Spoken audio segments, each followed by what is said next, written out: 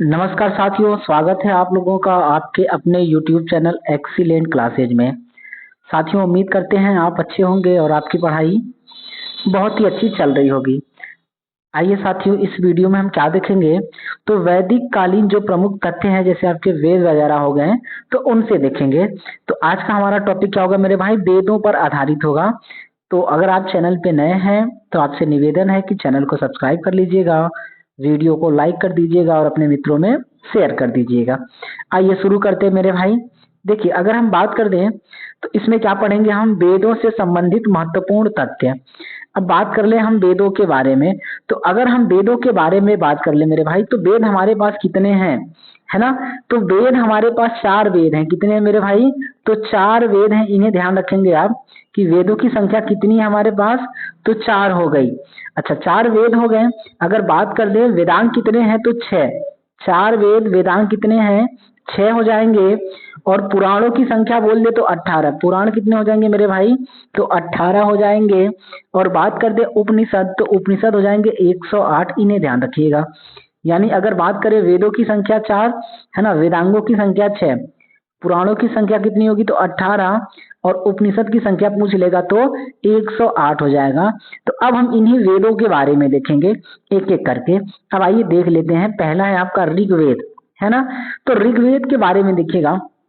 ऋग्वेद को आदि वेद कहा जाता है। ऋग्वेद को आदि वेद कहा जाता है, इसे ध्यान रखेंगे। और इसमें क्या है, तो जो मंत्र होते हैं ईश्वर की स्तुति के लिए, जो मंत्र होते हैं, उन मंत्रों का उल्लेख है आपके ऋग्वेद में। अगर बात करें ऋग्वेद में सूक्त कितने हैं, तो 1028 हैं। कितने मेरे भाई, 1028 है। अगर मंडल की बात करें तो कितने होंगे, 10 मंडल हैं। इन्हें ध्यान रखिएगा। और बात कर दे मेरे भाई श्लोकों की संख्या, तो श्लोक 1562। कितना है, 1562 श्लोक है। इन्हें ध्यान रखेंगे। ठीक मेरे भाई, तो ऋग्वेद क्या है कि इसमें 10 मंडल हैं। सूक्त की संख्या कितनी है, 1028।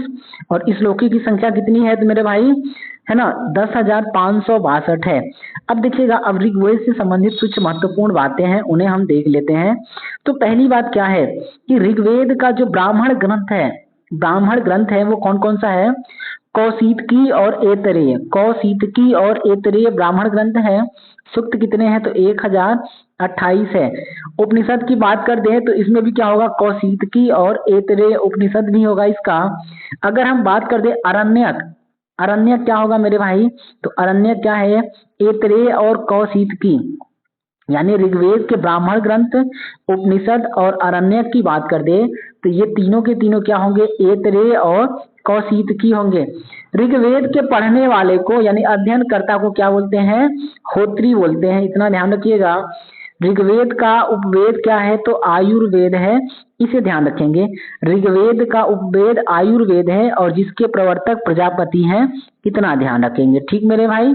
अब आइए, अब बात करें भाई, है ना, आयुर्वेद में क्या है, आयुर्वेद नहीं यजुर्वेद। आयुर्वेद तो इसका क्या हो गया, उपवेद हो गया।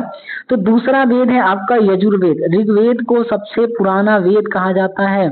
ऋग्वेद को किसी ने लिखा नहीं था, इसको ध्यान रखेंगे। ऋग्वेद के संकलन कर्ता जो है वो वेद व्यास जी हैं। वेद व्यास जी हैं, इन्होंने संकलन किया था महोदय, लिखे नहीं थे। समझ रहे हैं ना। 10 मंडल है तो पहले और आखिरी मंडल यानी 10वें को बाद में जोड़ा गया था, और जो 2 3 7 8 है ना, 2 3 4 5 6 7 8 9 है, इनको पहले जोड़ा गया था। इतना ध्यान रखिएगा। तो आइए देख लेते हैं कौन सा, दूसरा वेद। दूसरा है आपका यजुर्वेद। यजुर्वेद के बारे में बात करें तो ये क्या है, इसमें क्या बातें हैं, तो जो यज्ञ से संबंधित चीजें हैं वो कहाँ पे लिखी गई हैं, तो यजुर्वेद में।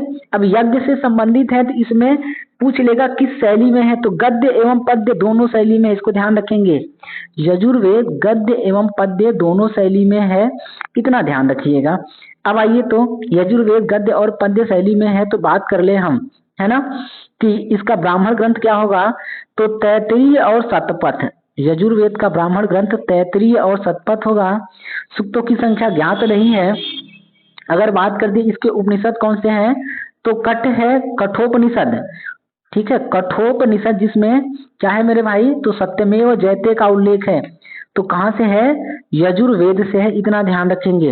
अब आओ मेरे भैया, है ना, उसके बाद है कठोपनिषद हो गया, श्वेतेश्वर है ना, श्वेताश्वर उपनिषद, ईश उपनिषद, उसके बाद है बृहदारण्यक और मैत्रायणी, ये इसके क्या हो जाएंगे? उपनिषद।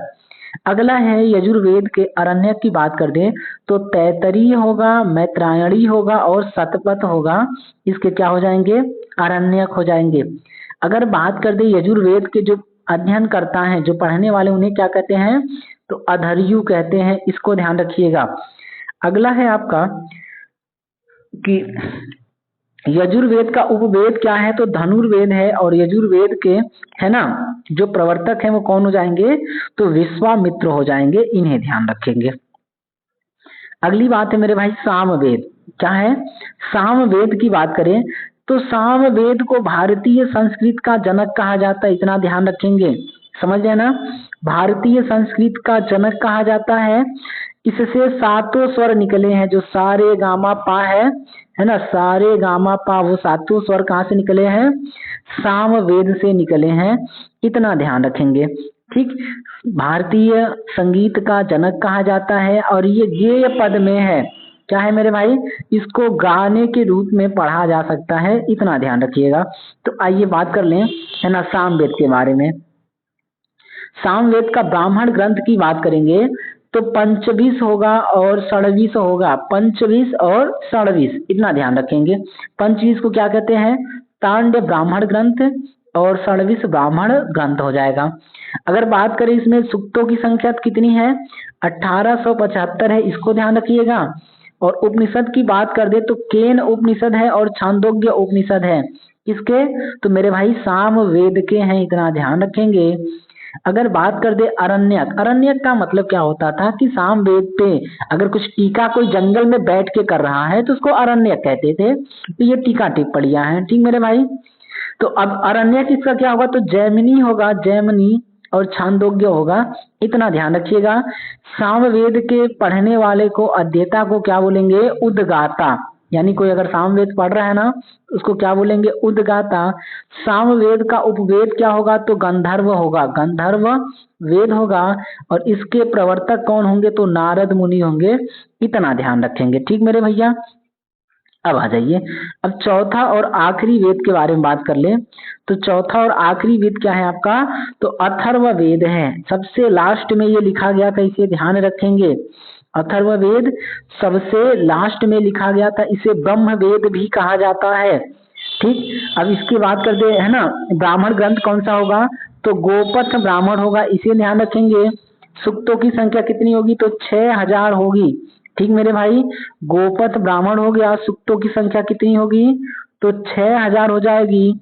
और अगर हम बात कर ले मेरे भाई, है ना, उपनिषद कितने होंगे? तो इसके मांडुक्य हो जाएंगे, प्रश्न हो जाएंगे और मुंडक हो जाएंगे, इसको ध्यान रखिएगा। ठीक मेरे भैया, अगला अगर बात कर दें हम कि, है ना, इसके जो पढ़ने वाले हैं उनको क्या कहेंगे? तो ब्रह्मा कहते हैं इसके पढ़ने वाले को। और इसका जो उपवेद है वो क्या हो जाएगा मेरे भाई? तो शिल्प वेद हो जाएगा, इतना ध्यान रखिएगा। इसके प्रवर्तक कौन है? तो विश्वकर्मा है, इतना ध्यान रखेंगे।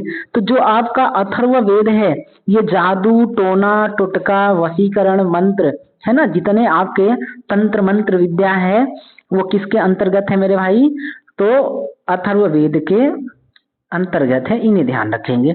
अब आओ भैया मेरे, अब हम बात कर लें कि ऋग्वेद के जो 10 मंडल हैं उनके प्रवर्तक कौन कौन लोग हैं, तो उनके बारे में देख लीजिएगा। देखिए, ऋग्वेद का पहला और 10वां जो मंडल है ना, 10 मंडल हैं, तो पहला और 10वां मंडल लास्ट में जोड़ा गया था, इतना ध्यान रखिएगा। अब लास्ट में जोड़ा गया था तो कहानी क्या हो सकती है?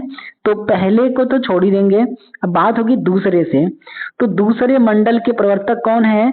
तो भार्गव ऋषि हैं, गृत्समद भार्गव ऋषि हैं, इसको ध्यान रखेंगे। गृत्समद भार्गव ऋषि हो जाएंगे दूसरे मंडल के प्रवर्तक। तीसरे मंडल में क्या है मेरे भाई? याद रखेंगे, तीसरे मंडल में गायत्री मंत्र का उल्लेख है, इतना ध्यान रखेंगे, गायत्री मंत्र का उल्लेख है। और इसके, है ना, रचयिता कौन हो जाएंगे मेरे भाई? तो विश्वामित्र जी हो जाएंगे। ऋग्वेद के तीसरे मंडल के रचयिता विश्वामित्र जी हैं, और गायत्री मंत्र का उल्लेख है। अगला है आपका, है ना, चौथा मंडल। चौथे मंडल की बात करते हैं हम, तो चौथे मंडल के जो रचयिता हैं वो कौन है? वामदेव हैं। कौन है मेरे भाई? वामदेव हैं। और चौथे मंडल में कौन सी बातें लिखी गई है? तो जो कृषि संबंधित प्रक्रिया है उसका उल्लेख चौथे मंडल में है। इतना ध्यान रखेंगे।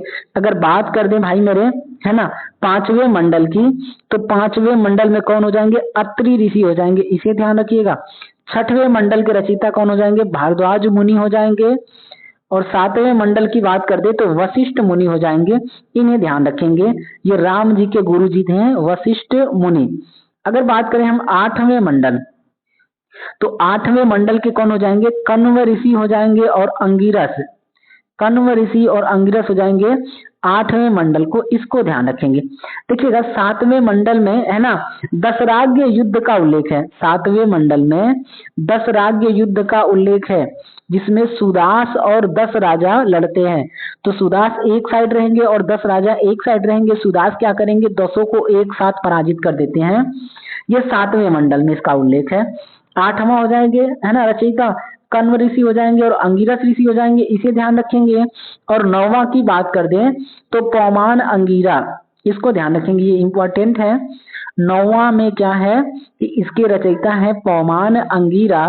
और नौवे में सोमरस का उल्लेख है। सोमरस को उस समय सबसे प्रिय पेय पदार्थ माना जाता था, इतना ध्यान रखेंगे। ठीक है, ये अमृत के समान माना जाता था। ठीक, अब क्या है अपने को आइडिया नहीं है। ठीक मेरे भाई, तो नौवें मंडल के क्या हो जाएंगे? पवमान अंगिरा। 10वें मंडल की बात कर दे तो इसके जो रचयिता हैं वो कौन हो जाएंगे? शूद्र सुक्ति और महासुक्ति। शूद्र सुक्ति और महासुक्ति 10वें मंडल के रचयिता हो जाएंगे। और 10वें मंडल में किसका उल्लेख है मेरे भाई? तो पुरुष सूक्त का है। पुरुष सूक्त का उल्लेख कहाँ है? 10वें मंडल में है, जिसमें वर्ण व्यवस्था की बात की गई है, इसको ध्यान रखेंगे। तो मेरे भाई उम्मीद करते हैं ये बात आपको पसंद आई होगी। अगर आपको वीडियो पसंद आया हो, है ना, तो वीडियो को लाइक जरूर करिएगा, चैनल को सब्सक्राइब कर लीजिएगा और अपने मित्रों में शेयर कर दीजिएगा। ऐसे ही वीडियो देखने के लिए हमारे चैनल पे बने रहिएगा। इसी के साथ आपका बहुत बहुत धन्यवाद। आपका दिन शुभ हो। नमस्कार।